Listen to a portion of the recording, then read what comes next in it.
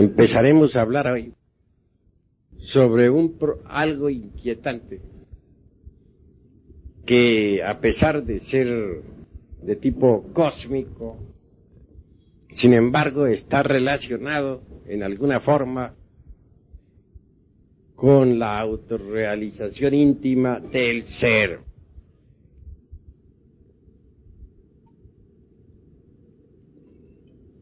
Quiero referirme en forma enfática a la luna.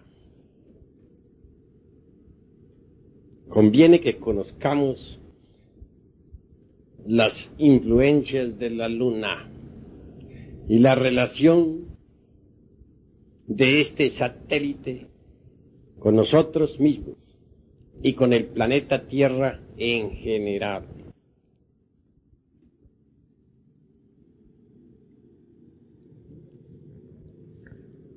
Hay dos teorías contradictorias en relación con el satélite lunar. La una asegura en forma enfática que la luna es un pedazo de tierra disparada al espacio. Son varios los autores de tipo pseudo-esotérico y pseudo-ocultista que preconizan tal teoría.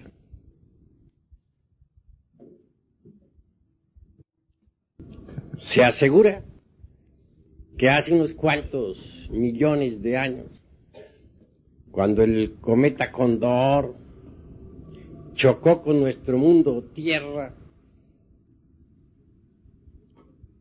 dos fragmentos de nuestro planeta,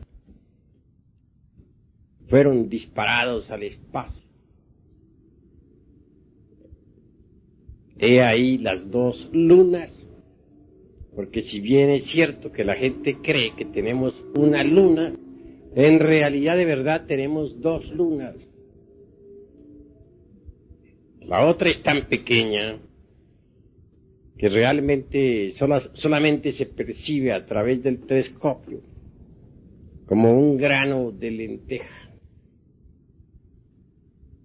Pero es de unos cuantos kilómetros. Está bastante alejada de nuestro mundo Tierra. Se le denomina Lilith y gira alrededor de nuestro mundo. Es la luna negra. Mas no nos vamos a ocupar ahora de Lilith. Es necesario que nos ocupemos de este satélite que nos ilumina en la noche, porque guarda íntima relación con la parte psicológica íntima de cada uno de nosotros. En nombre de la verdad hemos de decir que nuestro satélite es más antiguo que nuestro mismo mundo Tierra, y así quedó demostrado ahora con las pruebas del carbono 14.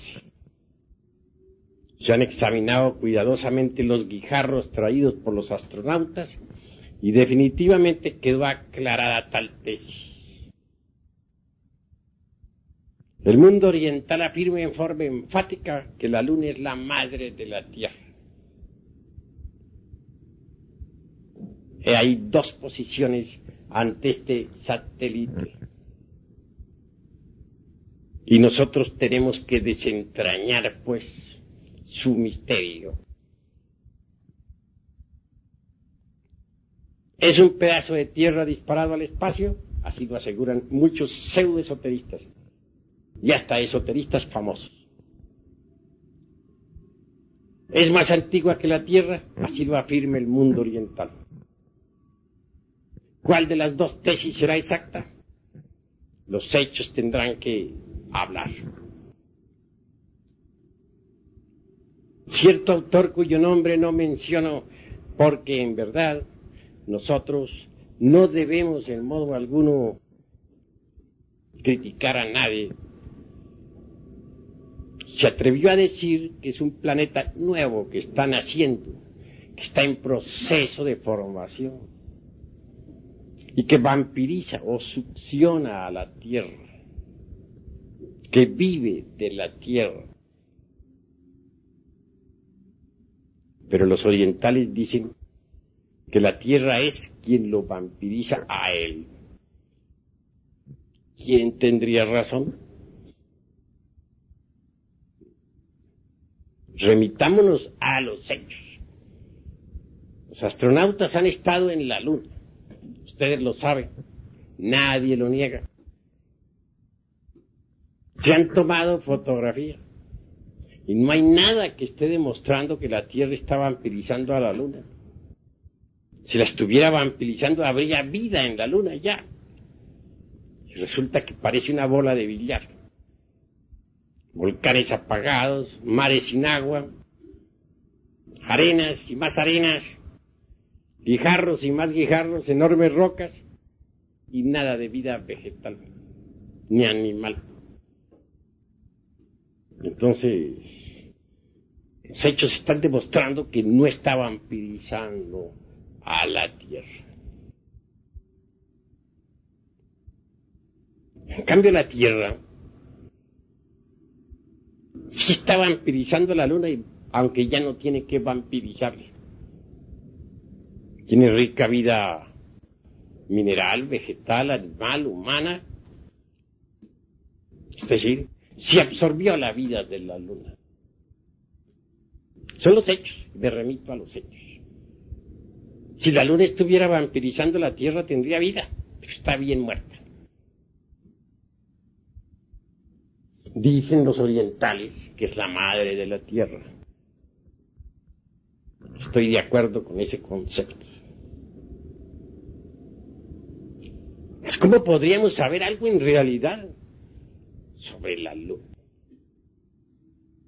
Algo que no fuera la mera repetición de lo que dicen los orientales y de lo que dicen los occidentales. Solamente por la visión lestoniana. Solamente por ese tipo de visión. Nada más. Repito, por la visión niana. Nogniana, repito. Agrábenla bien, apúntenla. La visión, dos veces. Es cache, noniana. Correcto. Ese tipo de visión es el único que puede permitirnos investigar algo sobre la Luna. ¿Qué clase de visión es esa?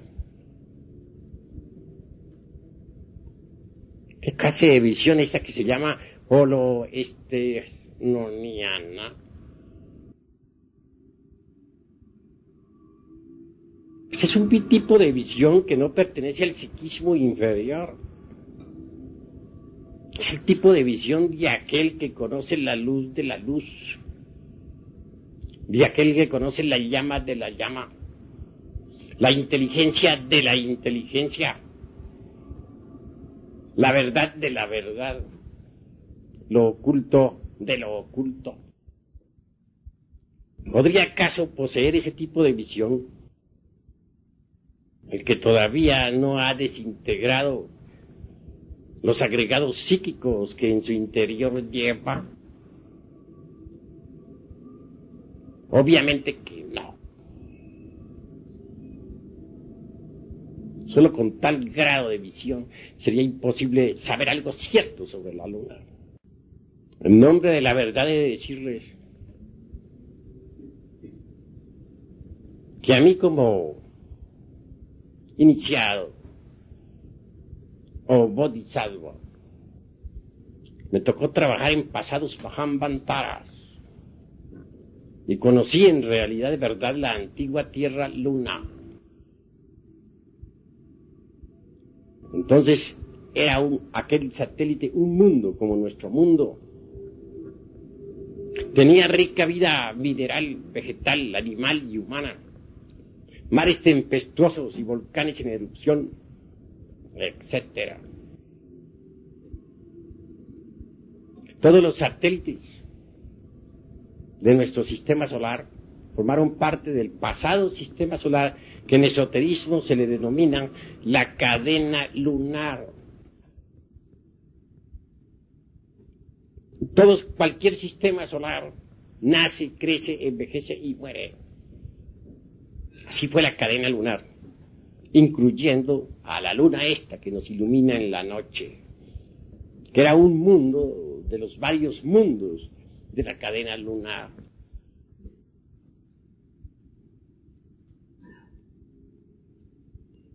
Al tiempo de actividad se le denomina en esoterismo Mahamvantara. A la noche cósmica se le denomina Pralaya. Sí, pues la luna tuvo vida y es la madre de la Tierra. Esto hay que comprenderlo. Cuando llegó la noche cósmica, la vida lunar se volcó en las dimensiones superiores de la naturaleza y del cosmos. Y la corteza geológica quedó abandonada.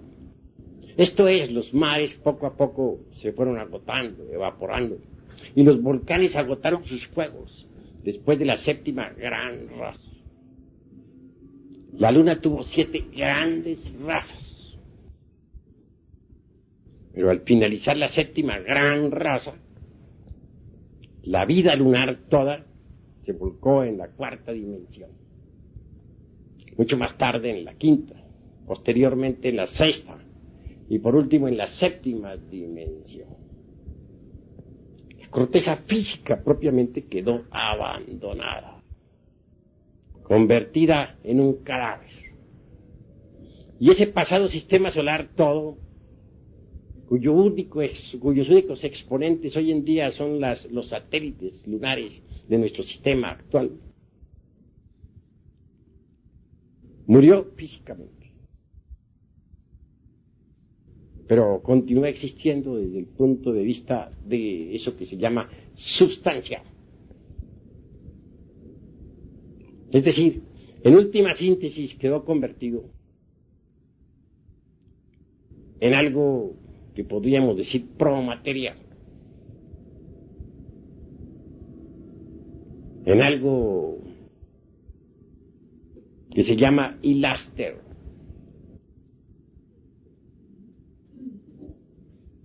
Esto es algo que nos deja pensar.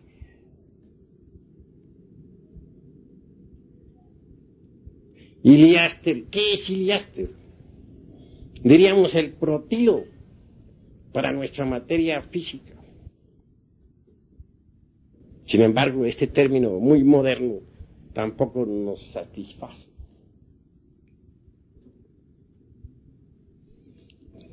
Es sustancia. Es el mula prakriti de los orientales.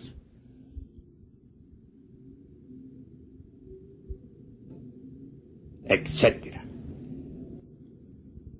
Parece increíble, pero nuestro sistema solar en última síntesis podría reducirse a una semilla, a su hiliáster, y eso es todo. Tomemos un árbol. Un árbol se ha desenvuelto de un germen. En el germen está en potencia el tronco, las ramas, las hojas, las flores y los frutos. El hiliáster es la semilla de cualquier sistema solar. Así pues, la cadena lunar quedó reducida a su hiliáster. En el hiliáster quedó en potencia la materia. Quedó latente. Tengo que decir en nombre de la verdad que mediante ese tipo de visión citado, de naturaleza profundamente endotérica, se ha podido pues investigar a los mundos en su hiliáster. Están más allá del tiempo, también más allá de la eternidad. están depositados en el espacio profundo. Holo Esternomiana. He ahí el tipo de visión que nos ha permitido investigar en el Mula Prakriti. Mundos depositados entre el seno profundo de la inmanifestación, aguardando una nueva manifestación.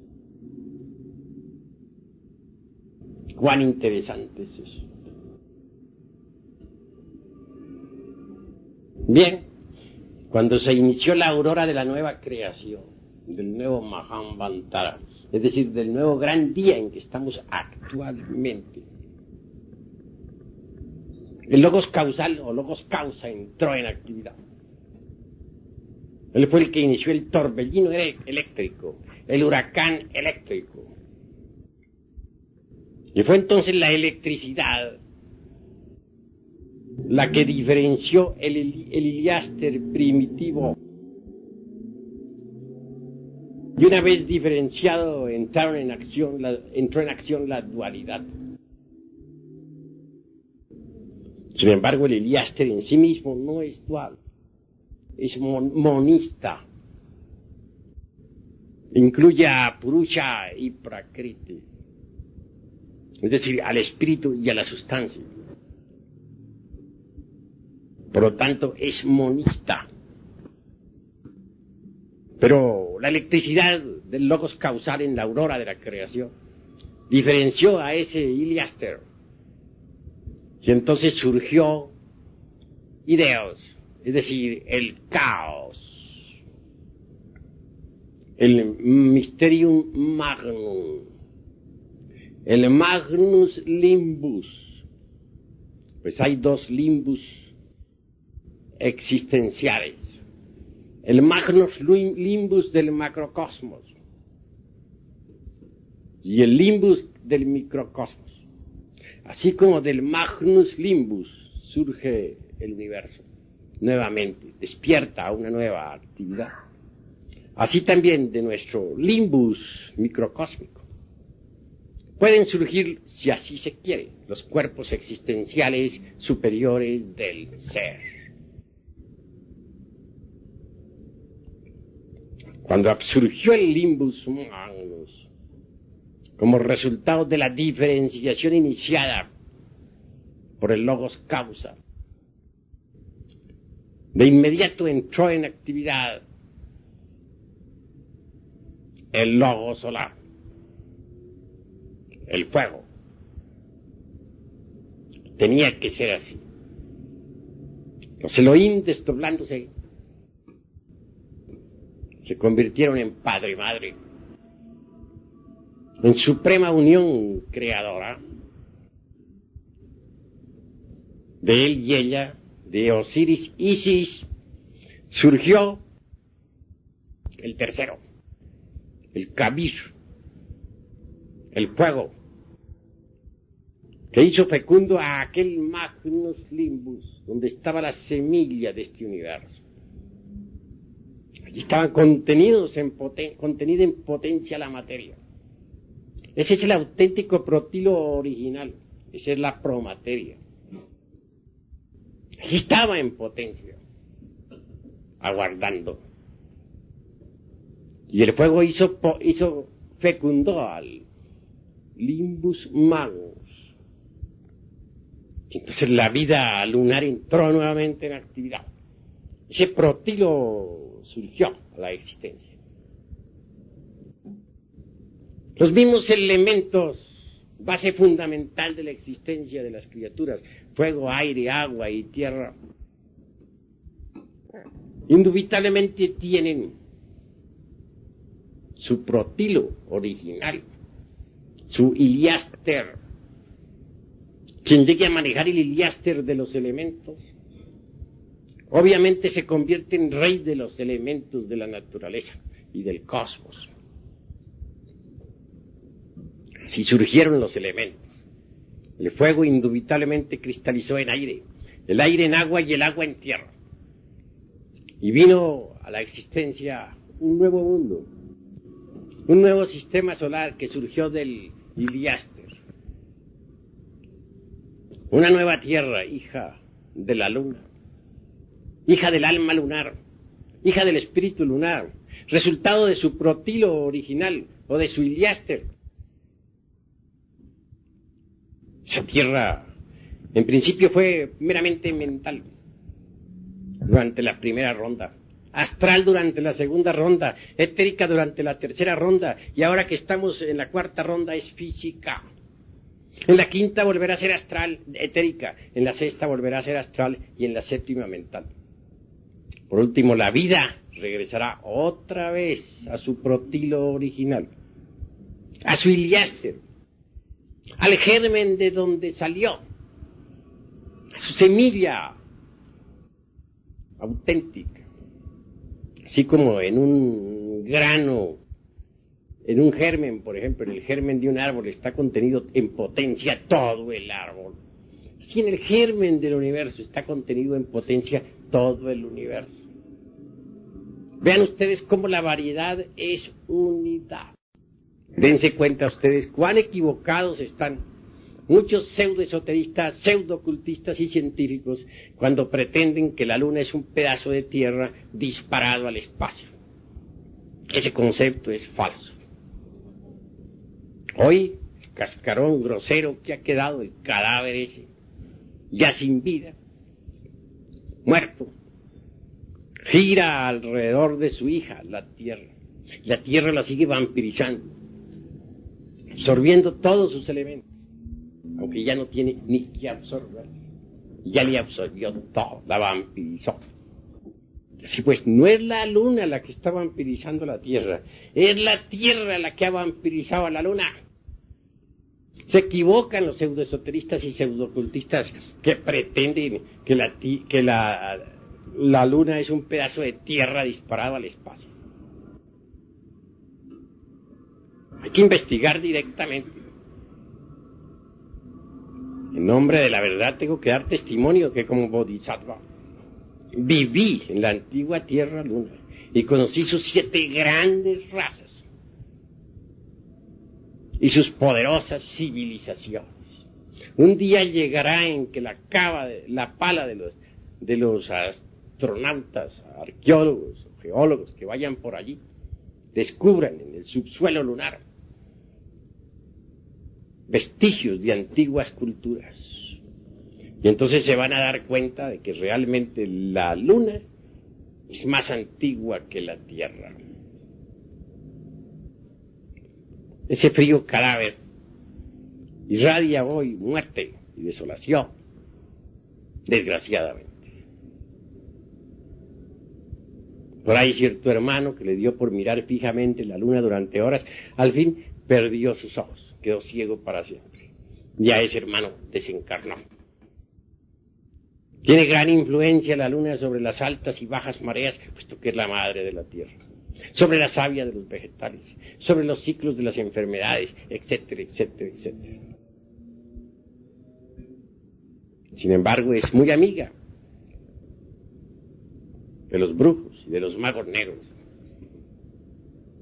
Recordemos nosotros a las hechiceras de Tesalia que conocían a fondo los secretos de la luna. Recordemos a los tántricas de Bengala y a los tántricas negros de Bengala y también transhimalayicos que no ignoran los secretos de la luna. Los adeptos del círculo consciente de la humanidad solar que opera sobre los centros superiores del ser guardan mucho secreto con relación a la octava esfera sumergida, que es de tipo lunar.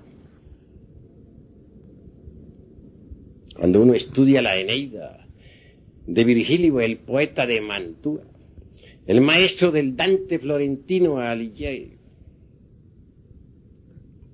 bien puede recordar lo que sobre las islas Estrófadas y aquella bruja llamada Selene hablara entonces el gran iniciado, Virgilio. En nombre de la verdad decimos que es tenebrosa,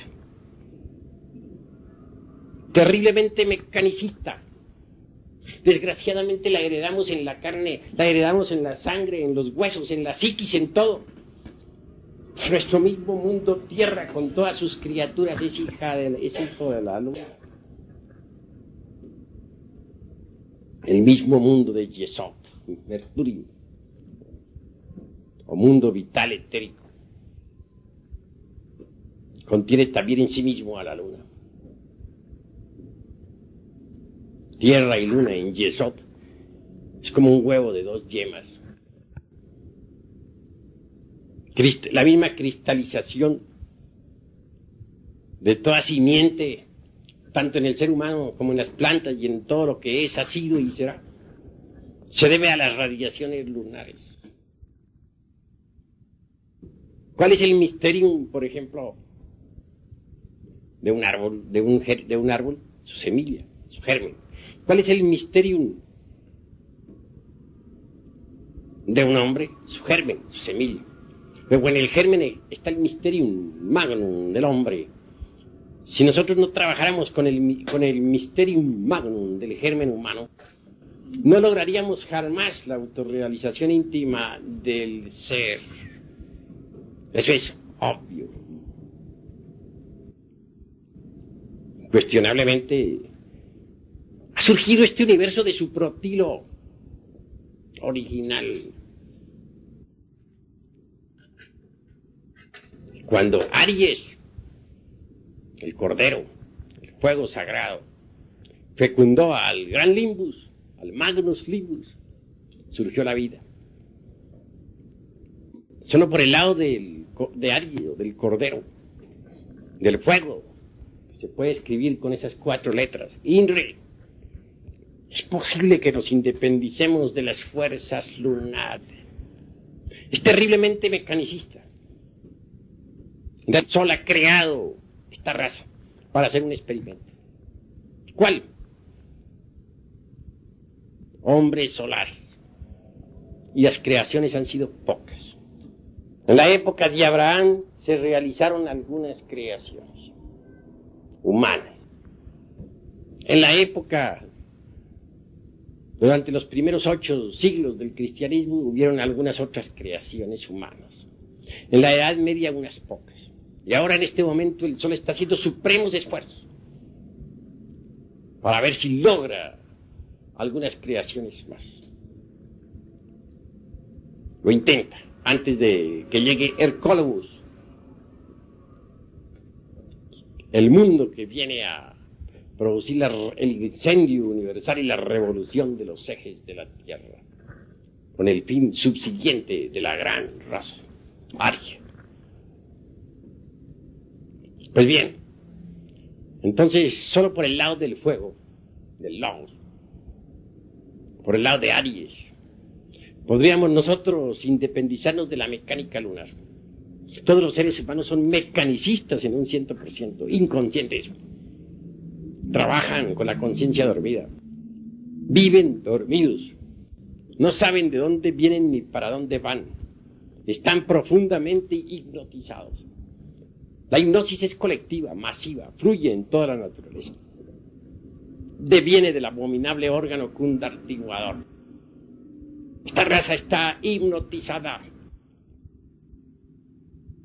inconsciente, sumergida en el sueño más profundo. Solamente es posible despertar de esto.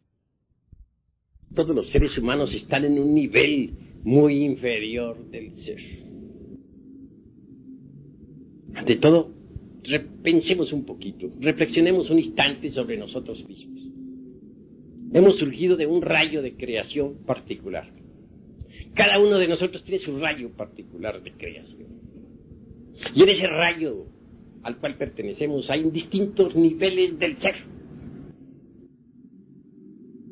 Algunos están en niveles demasiado inferiores, otros en niveles un poco más altos. Porque uno es el nivel del borracho y otro es el nivel del esoterista o ocultista. Uno es el nivel del intelectual y otro es el nivel del sujeto emocional. Uno es el nivel de la mujer digna, y otro modesta, y otro es el modelo de la mujer no digna, inmodesta. Hay distintos niveles del ser. Ustedes, mis queridos hermanos, ya a través de estas pláticas y de estas conferencias han recibido mucha ilustración esotérica.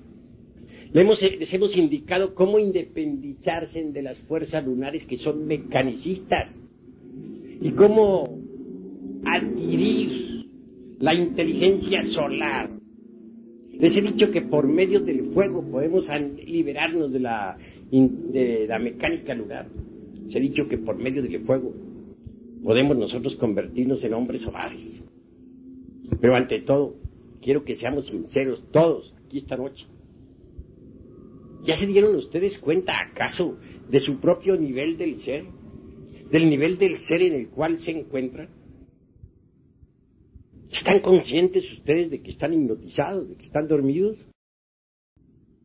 ¿Ya se han dado cuenta de que ustedes se identifican no solamente con las cosas externas, con el mundo exterior, sino que también andan identificados consigo mismos, con sus pensamientos lujuriosos, con sus borracheras, con sus iras, con sus codicias, con la autoimportancia, con la vanidad, con el perorgullo, con el orgullo místico, con el automérito, etcétera? ¿Ya se dieron cuenta ustedes de que no solamente se han identificado con lo exterior, sino con eso que es vanidad, eso que es orgullo? Por ejemplo, ¿triunfaron hoy ustedes en el día? ¿Triunfaron sobre el día? ¿O el día triunfó sobre ustedes? ¿Qué hicieron en el día de hoy, mis queridos hermanos? ¿Qué el efecto psicológico eliminaron? ¿Están seguros de no haberse identificado hoy ustedes con algún pensamiento morboso? ¿O con algún pensamiento codicioso? ¿O con el orgullo? ¿O con el insultador? ¿O con alguna preocupación? ¿Con alguna deuda? Etcétera, etcétera, etcétera. ¿Están ustedes seguros de eso? ¿Triunfaron sobre el día? ¿O el día triunfó sobre ustedes? ¿Qué hicieron en el día de hoy? ¿Ya se dieron cuenta del nivel de ser en que se encuentran? ¿Pasaron a un nivel del ser superior? ¿O se quedaron donde estaban? ¿Qué hicieron? ¿A qué se dedicaron en el día de hoy, mis queridos hermanos? ¿El día triunfó sobre ustedes o ustedes triunfaron sobre el día? ¿Creen ustedes acaso que es posible pasar a un nivel del ser superior si no eliminamos determinados defectos psicológicos? ¿O es que están ustedes acaso contentos con ese nivel del ser en el que actualmente se encuentran? No olviden, vuelvo a repetir, que en ese rayo al cual pertenecemos nosotros, hay distintos niveles del ser. Si nos vamos a crear toda la vida en un nivel del ser, entonces, ¿qué es lo que estamos haciendo?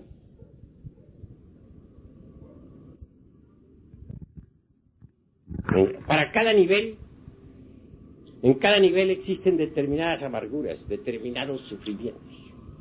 Eso es obvio. Todos se quejan de que sufren, todos se quejan de problemas, todos se quejan del estado en que se encuentran, de sus luchas. Pero yo me pregunto una cosa, ¿se preocupan los hermanos acaso por pasar a un nivel del ser superior? Obviamente, mientras estemos en el nivel del ser en que estamos, tendrán que repetirse en todas las circunstancias adversas que ya conocemos, todas las amarguras en que nos encontramos. Tendrán que surgir una y otra vez los mismos problemas. Muchos se quejan, dicen, pero bueno, ¿cómo hago yo para salir del estado en que me encuentro? ¿Cómo haré yo para pasar a un nivel superior, a un lugar del ser? Les explico que tienen que eliminar determinados defectos, mas no quieren entenderlo. Debajo de nosotros, de cada uno de nosotros, hay diversos niveles del ser. Encima de nosotros hay distintos escalones. En el nivel en que nos encontramos hay problemas. Las luchas ya las conocemos. Las dificultades son las mismas. Nada cambia mientras estemos en este nivel en que nos encontramos. Una y otra vez surgirán idénticas dificultades. ¿Quieren ustedes cambiar? ¿No quieren tener más los problemas que tanto les afligen? Los económicos, los políticos, los sociales, los espirituales, los familiares, los de negocios, los de lujurias, los de odios, los de envidia, los etcétera, etcétera, etcétera. ¿Quieren ustedes salvarse de tantas dificultades? Pues no tienen más que pasar a un nivel del ser superior. Cada vez que nosotros damos un paso hacia un nivel del ser superior, nos independizamos un poco más de las fuerzas de la luna, que las llevamos, como ya les dije, en la carne, en la sangre y en los huesos, y en el espíritu y en el alma y en todo. Porque somos hijos de la luna, por desgracia. Algunas veces hemos hablado nosotros sobre el rasgo psicológico característico particular de cada persona. Ciertamente, cada persona tiene un rasgo característico psicológico. Eso es cierto. Unos tendrán como rasgo característico la lujuria, otros la codicia, otros el odio, etc. Pero el rasgo característico es una suma de varios rasgos típicos particulares.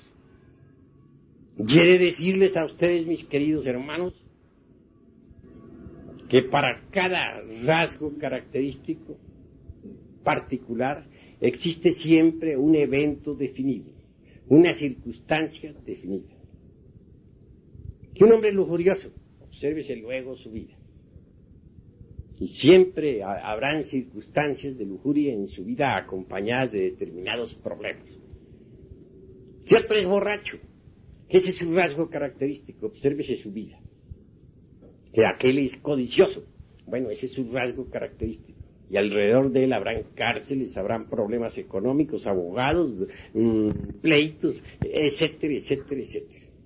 Para cada rasgo psicológico particular existe siempre una circunstancia, una serie de circunstancias definidas, que se repiten siempre y siempre y siempre.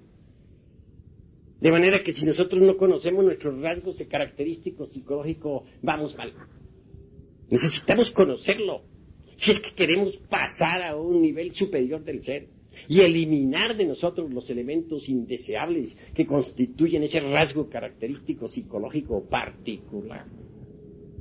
De lo contrario, ¿cómo pasaríamos a un nivel del ser superior?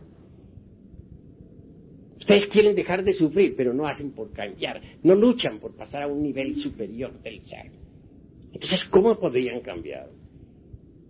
Ahora, hay un hecho concreto en la vida, y es que la discontinuidad de la naturaleza, eso es obvio. Todos los fenómenos son discontinuos. Así pues, los distintos niveles del ser son discontinuos. Esto significa que mediante la evolución no llegaríamos jamás nosotros a la perfección. El dogma de la evolución no sirve para nada, como no sea para estancarnos. Yo conozco a muchos pseudoesoteristas y pseudoocultistas, gente sinceras, de buen corazón, embotelladas en el dogma de la evolución, que aguardan que el tiempo los perfeccione. Y pasan miles y millones de años y nunca se perfeccionan. ¿Por qué? Porque no hacen por cambiar el nivel del ser. Permanecen siempre en el mismo escalón. Entonces se necesita pasar más allá del dogma de la evolución y meternos por el camino revolucionario, por el camino de la revolución de la conciencia. La evolución y su hermana gemela, la involución, son dos leyes que se procesan simultáneamente en todo lo creado. Constituyen el eje mecánico de la naturaleza, pero jamás nos llevan a la liberación. Forman la rueda del samsara. Hay evolución en el grano que germina, en la planta que crece, da ramas y frutas. Y hay involución en el árbol que se va marchitando poco a poco, degenerando, entra en decrepitud y al fin muere. Hay evolución en la criatura que se forma entre el vientre materno, en el joven que se lanza a la lucha con la vida.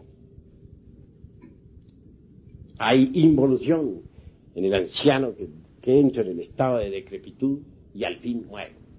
Las leyes de la evolución y de la evolución son puramente materiales, físicas. Nada tienen que ver con la autorrealización íntima del ser. No las negamos, existen, pero no sirven para la autorrealización. Nosotros necesitamos ser revolucionarios de verdad, meternos por el camino de la revolución de la conciencia. ¿Cómo podríamos pasar a un nivel del ser superior si no fuéramos revolucionarios? Observemos los distintos peldaños de una escalera.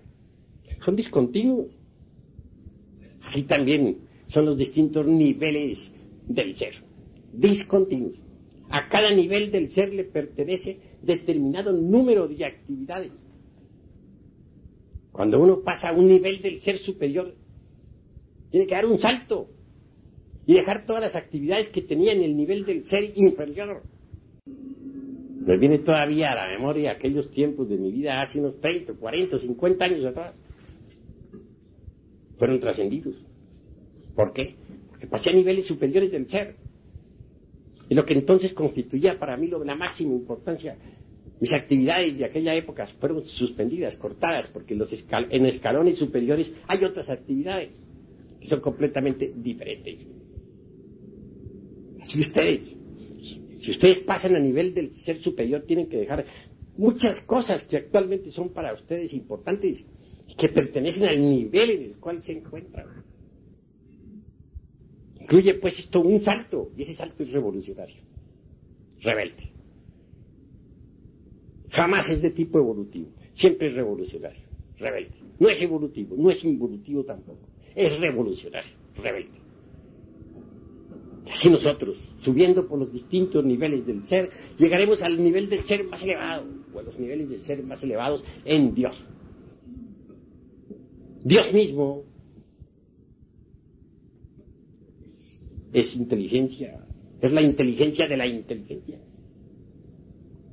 No es la luz espiritual, es la luz de la luz espiritual.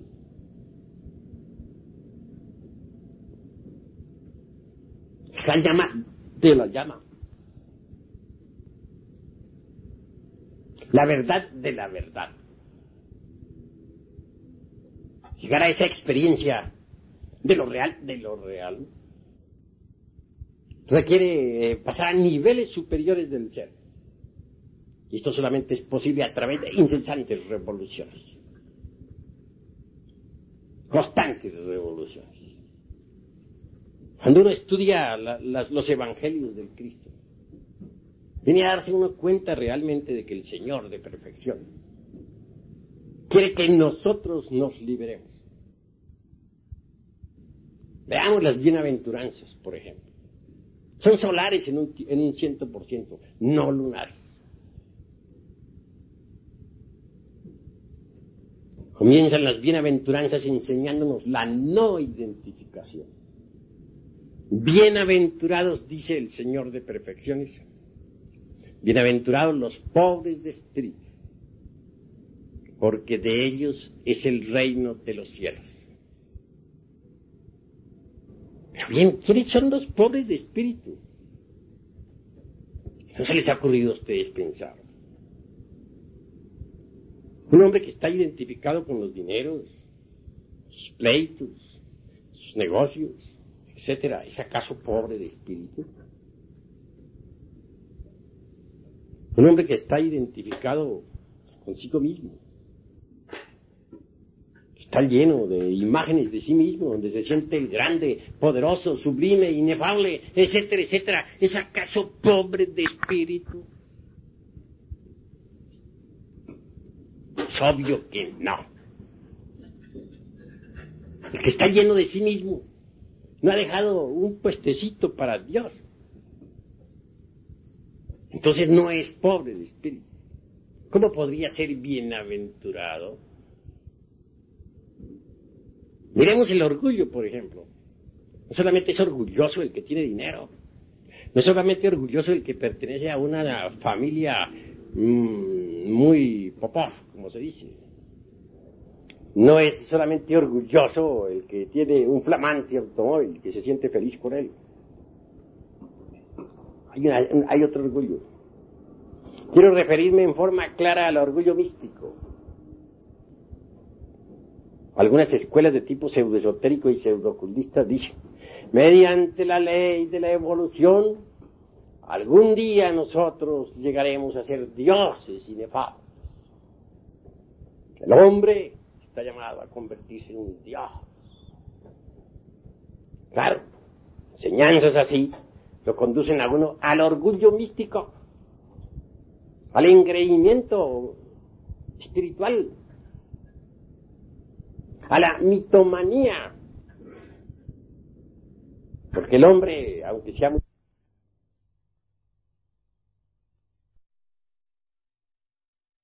perfecto, en realidad, aunque llegue a ser un bodhisattva, no es más que eso, un hombre. Dios es el Padre que está en secreto. Solo Él es Dios. El Padre puede tomar al hombre, si es muy perfecto, si es un bodhisattva, ponerlo en su mente, o ponerlo en su corazón, o ponerlo a trabajar fuera de sí mismo, en algún lugar, para que haga algo. Pero que ese hombre, ese mequetrefe, se sienta siendo Dios, es mitomanía de la peor clase, del peor gusto. Los hombres somos hombres y nada más que eso, hombres. Dios es Dios, pero nosotros los hombres somos hombres. Es que se siente, se siente muy sabio, porque tiene algunos conocimientos de pseudoesoterismo o pseudocultismo aquí en la mente, y piensa que ya es un gran iniciado, etcétera, etcétera, etcétera, ha caído en la mitomanía. Está lleno de sí mismo. Cada uno de nosotros no es más que un vil gusano del lodo de la tierra. Cuando digo así, empiezo por mí, que me considero eso y nada más que eso, un vil gusano del lodo del mundo. Dios es Dios, pero eso es Él, allá Él. Nosotros no somos dioses, somos simplemente viles gusanos del lodo de la tierra. Y creernos dioses es un absurdo, o creernos sabios. Así que en realidad, de verdad, mis queridos amigos, estar lleno de sí mismos, tener falsas imágenes de sí mismos, fantasías de sí mismos, no es ser pobre de espíritu. Cuando uno reconoce su propia nulidad y miseria interior, cuando no se siente tan sublime, ni tan Dios, ni por el espíritu, ni tan sabio, cuando comprende que es un pecador como cualquier otro, entonces ya no está lleno de sí mismo y será bienaventurado. Pero ¿qué es eso de ser bienaventurado? Muchos piensan que será bienaventurado el día que se muere y se vaya por allá arriba a gozar de la dicha celestial con los angelitos. No, ese es un concepto falso. Bienaventurado significa felicidad. Será feliz. ¿Dónde? Aquí y ahora. Entrará en el reino de los cielos. Correcto, que entre el reino de los cielos. Pero ¿dónde está el reino de los cielos? ¿En qué lugar del universo está? Seamos sinceros consigo mismos. El reino de los cielos está formado por el círculo consciente de la humanidad solar que opera sobre los centros superiores del ser. Ese es el reino de los cielos. Así pues, seamos prácticos y comprendamos todo esto. Así debemos actuar. Así pues, en los evangelios, el evangelio del Señor comienza por enseñarnos la no identificación. Uno se identifica consigo mismo, pensando que va a tener mucho dinero, un lindo automóvil último modelo, o que la novia lo quiere, o que va a conseguir una gran fortuna, o que es un gran señor, o que es un gran sabio. Hay muchas modas, muchas formas de identificarse consigo mismo. Uno tiene que empezar por no identificarse consigo mismo, y después no identificarse con las cosas de afuera. Cuando uno no se identifica, por ejemplo, con un insultador, lo perdona, lo ama. No puede herirlo. Y si alguien le hiere a uno el amor propio, pero uno no se identifica con el amor propio, pues es claro que no puede sentir dolor ninguno, puesto que no le duele. Si no se identifica uno con su vanidad, no le importa andar por la calle, aunque sea aunque sea con unos calzones remendados. ¿Por qué? Porque no está identificado con la vanidad. Si primero que todo no identificarnos consigo mismo y luego no identificarnos con las vanidades del mundo exterior. Cuando uno no se identifica consigo mismo, puede perdonar. Recordemos la oración del Señor. Perdónanos nuestras deudas, así como nosotros perdonamos a nuestros deudores. Yo digo algo más. No basta simplemente perdonar, hay que cancelar las deudas, y eso es todo. Alguien podría perdonar a un enemigo, pero no cancelaría las deudas jamás. Hay que ser sinceros, necesitamos cancelar. Y ese es el sentido del fondo de aquella frase que dice, perdonan nuestras deudas así como nosotros perdonamos a nuestros deudores. Mientras uno se identifique consigo mismo, no puede perdonar a nadie. A uno le duele que lo insulten, a uno le duele que lo humillen, a uno le duele que lo menosprecien. ¿Por qué? Porque tiene el yo del orgullo, tiene el yo del amor propio adentro bien revivo. Y mientras uno tenga el yo del amor propio, le duele que otro le hiera su amor propio. Así, si no nos identificamos, entonces nos es fácil perdonar. Y aún más digo, cancelar las deudas, eso es mejor. Dice también el Evangelio del Señor. Bienaventurados los mansos, porque ellos recibirán la tierra por heredad. Esta es otra cosa que nadie la ha entendido. Bienaventurados, dijéramos los no resentidos. Porque si uno está resentido, ¿cómo puede ser manso? El resentido se la pasa haciendo cuentas. Pero que yo le hice tantos y tantos favores a este individuo, que yo le protegí, que le hice tantas obras de caridad, y vea cómo me ha pagado. Este amigo al que tanto le serví, y ahora no es capaz de servirme. He ahí, pues, las cuentas del resentido. El Evangelio del Señor, cuando dice bienaventurados los mansos, porque ellos recibirán la tierra por heredad, debe traducirse bienaventurados los no resentidos. ¿Cómo podría uno ser manso si está lleno de resentimientos? El que está lleno de resentimientos vive haciendo cuentas a todas horas. Luego no es manso. Entonces, ¿cómo podría ser bienaventurado? ¿Qué se entiende por bienaventuranza? Se entiende la felicidad. ¿Están seguros ustedes de que son felices? ¿Quién es feliz? He conocido gentes que dicen, yo soy feliz. Yo estoy contento con mi vida. Soy dichoso. Pero a esos mismos los hemos oído decir, me molesta fulano de tal. Aquel tipo me cae gordo. No sé por qué no se me hace esto que tanto he deseado.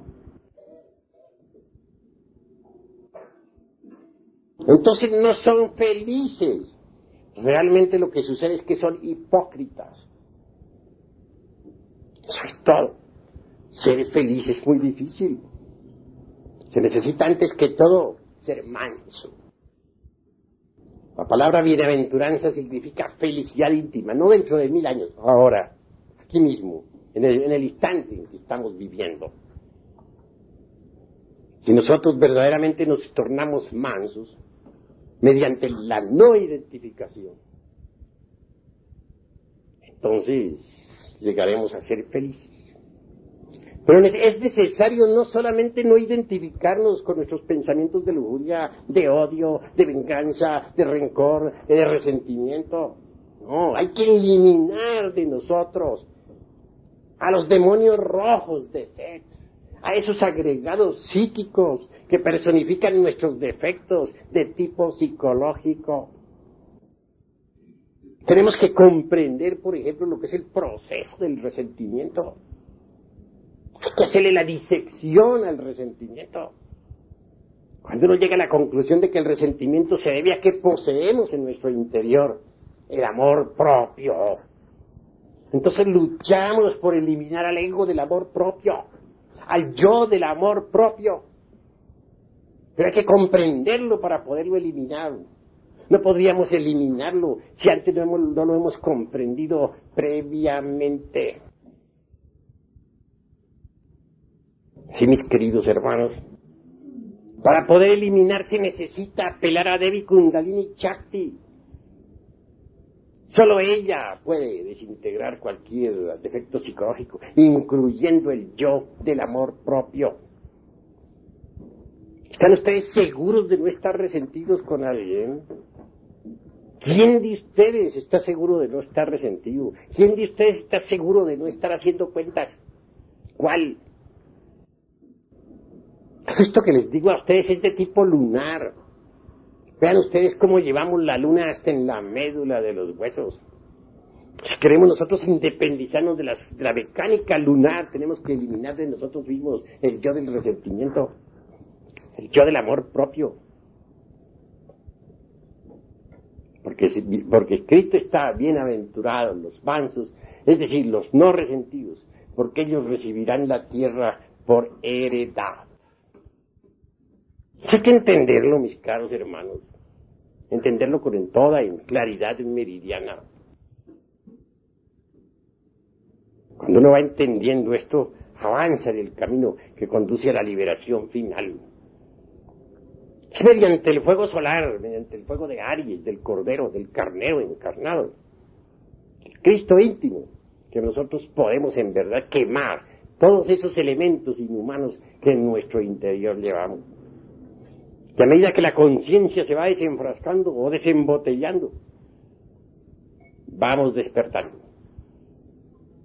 Pero la conciencia no puede despertar en tanto continúe embotellada entre los agregados psíquicos que en su conjunto constituyen el mí mismo, el yo, el ego. Necesitamos pasar por la aniquilación budista, aquí y ahora. Necesitamos morir de instante en instante. Solo con la muerte adviene lo nuevo. Si el germen no muere, la planta no nace. Necesitamos aprender a vivir, liberarnos pues de esa herencia lunar que tenemos. Tal herencia la traemos en verdad, mis queridos hermanos, desde el mismo protilo del cual surgió el universo. La luna fue nuestra madre. Somos lunares, somos selenitas aunque vivamos en la tierra. Ahora necesitamos volvernos solares, marchar hacia la vida solar, recibir la iniciación solar. Si procedemos así, lograremos en verdad la felicidad auténtica y la liberación. De lo contrario, no será posible. No será posible. Necesitamos convertirnos en verdaderos hombres solares, en el sentido más completo de la palabra. Y no sería esto posible si no eliminamos de nuestra naturaleza psicológica lo que tenemos de lunar. Si lo logramos, el fuego nos liberará, nos transformará, hará de nosotros criaturas diferentes. Bien, hasta aquí mis palabras. Ahora doy oportunidad de hacer preguntas. Todos pueden preguntar lo que necesiten preguntar en relación con el tema.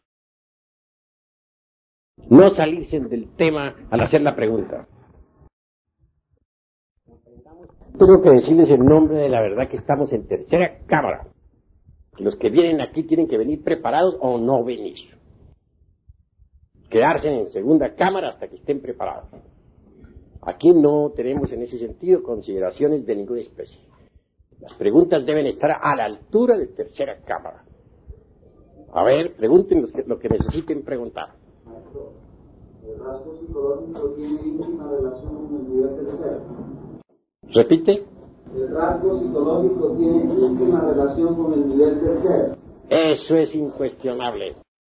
Y cada cual tiene su propio rasgo psicológico característico. que es una suma de pequeños rasgos característicos también. Más digo, a cada rasgo, al rasgo psicológico que cada uno de nosotros tiene, le corresponde determinadas circunstancias.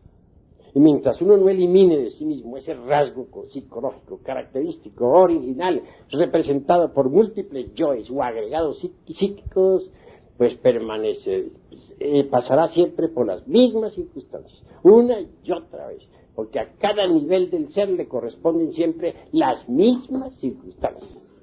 Se repiten una y otra vez. En cambio, si pasa uno un escalón más arriba, a otro nivel del ser, las circunstancias cambian de inmediato, totalmente.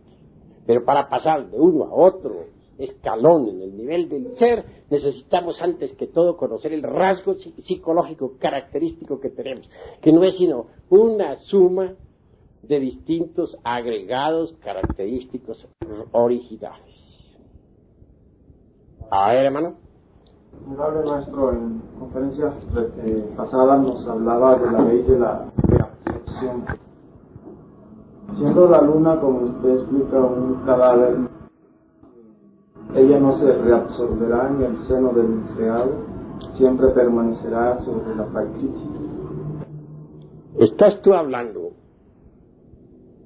desde el punto de vista de una sola clave para investigación de la naturaleza. Los materialistas, los secuales marxistas o materialistas, tienen en realidad de verdad una sola clave para la investigación de los misterios de la naturaleza. Y esa clave se llama materia. No la conocen, pero ellos la llaman materia, aunque no la conocen.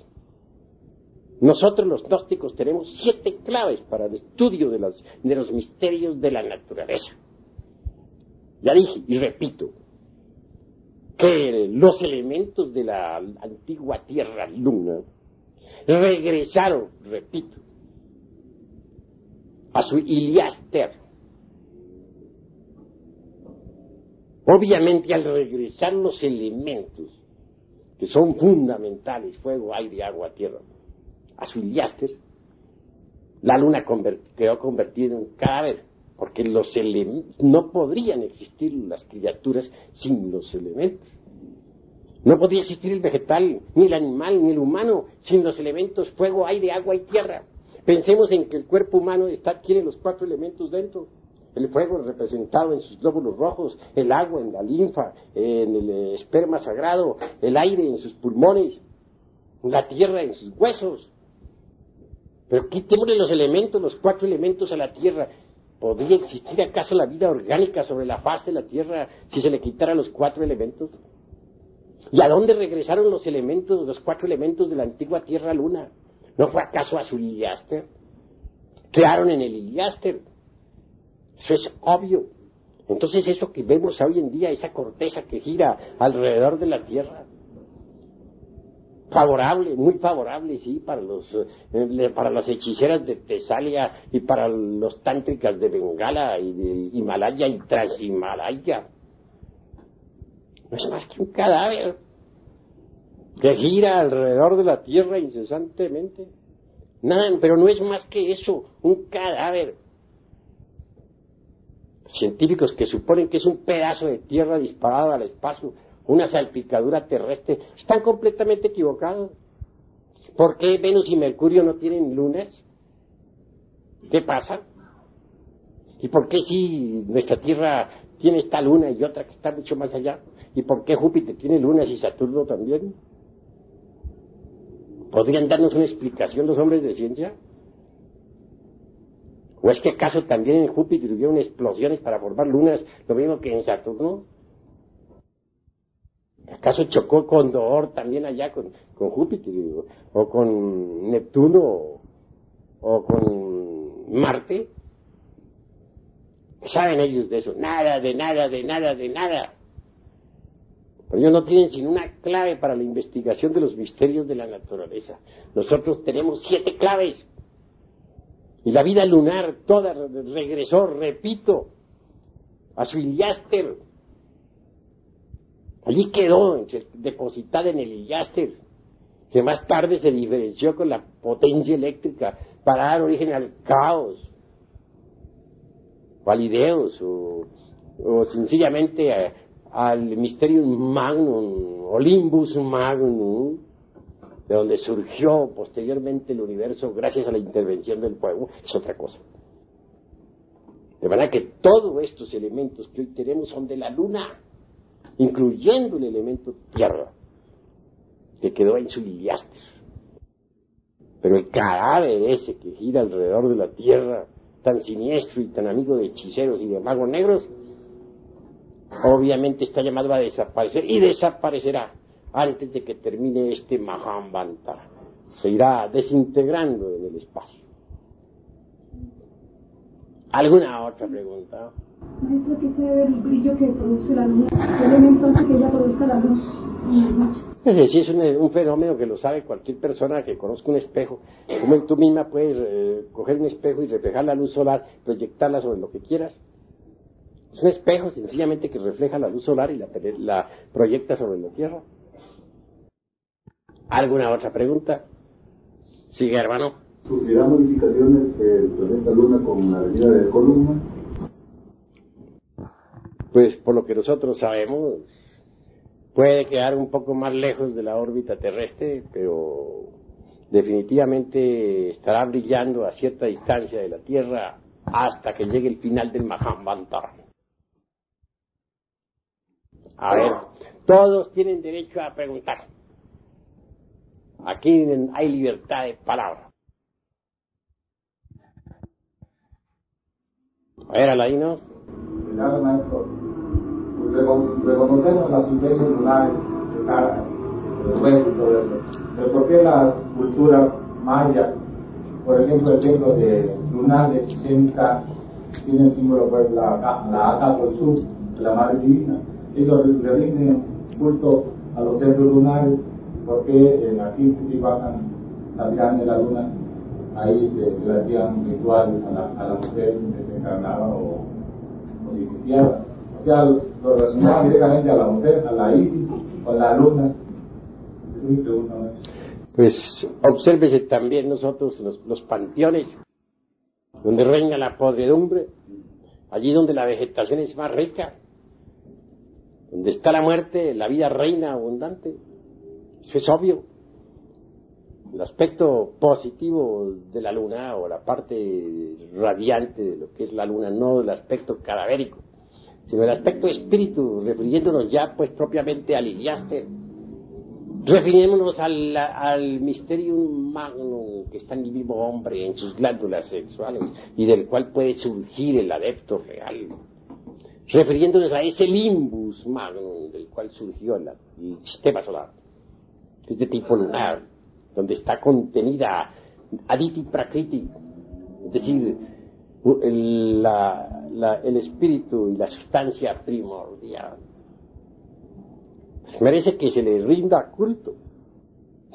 Ese es el aspecto positivo, el del Purusha y Prakriti, o el de sencillamente la inteligencia Mahat, que pasó de la antigua luna a la Tierra.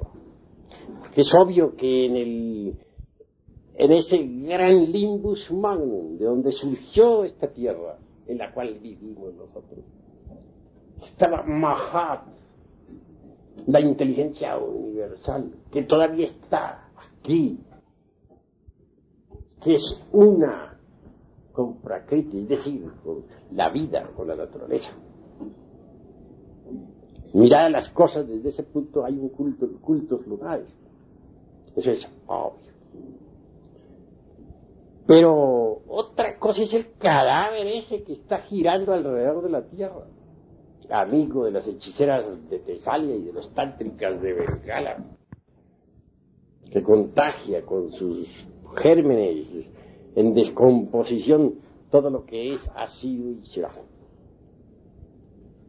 Sí, pues vale la pena saber que a la luna de la luna se le rinde culto, pero no se le rinde culto a la corteza geológica que gira alrededor de la Tierra, porque nuestros antepasados mayas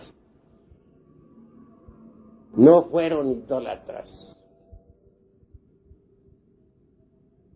¿Entendido?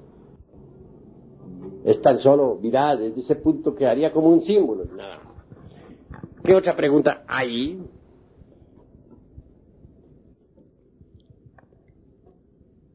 Bueno, veo silencio de parte de todos. Paz inverencial.